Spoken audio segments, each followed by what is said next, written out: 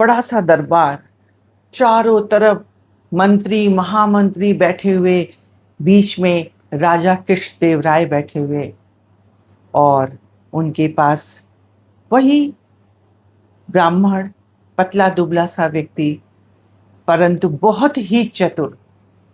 तो बच्चों, आपने गेस कर लिया मैं किसकी बात सुनाने जा रही हूँ? बिल्कुल ठीक, मैं फिर से तेनालीराम की कहानी सुनाने जा रही हूँ। तो आज की जो कहानी है ना बच्चों, उसका नाम है सबसे बहुमूल्य वस्तु। तो हुआ कुछ इस प्रकार कि राजा ने यह ऐलान किया कि भाई सबसे महंगी वस्तु क्या है।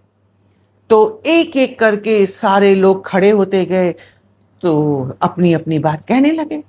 अच्छा चलो, अगर आपसे कोई पूछे कि सबसे बहुमूल्य वस्तु, महंगी, जिसका कोई मूल्य नहीं हो सकता, वो कौन सी है, तो आप क्या कहोगे?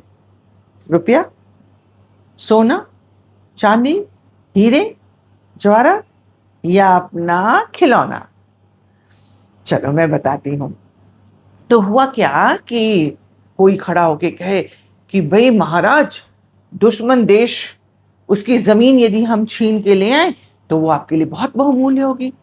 दूसरा वही व्यक्ति खड़ा हुआ, कहा यदि महाराज मैं आपके दुश्मन को लाके आपके पैरों में गिरा दूं तो वो सबसे बहुमूल्य चीज है आपके लिए। फिर उसके बाद एक और व्यक्ति खड़े हुए, उन्होंने कहा नहीं महाराज, अथाह धन संपत्ति वो बहुत बहुमूल्य चीज है, क्योंकि संपत्ति और धन के बिना कुछ नहीं हो सकता। फिर किसी ने कहा महाराज, हीरे जवाहरात ये यदि कोई ला करके आपको दे दे तो ये सबसे बड़ी संपत्ति है। सबकी बातें सुनते रहे। कोई कहे रूपसी कन्या बहुत बहुमूल्य होती है। करते करते करते करते तेनालीराम की तरफ महाराज ने देखा और कहा, तेनालीराम तुम कुछ क्यों नहीं बोलते?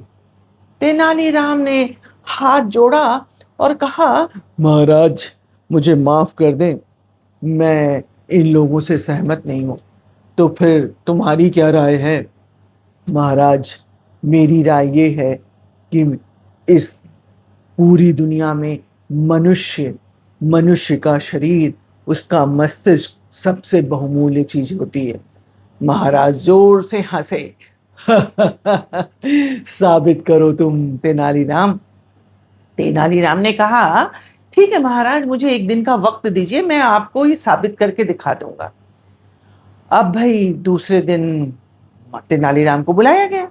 तेनालीराम आए तो दरबार लगा हुआ था, और तेनालीराम एक बड़े ही गरीब व्यक्ति को लेकर आए, जो बड़ा पतला दुबला मरियल सूखा, बेचारे को कुछ खाने पीने को भी नहीं मिलता था।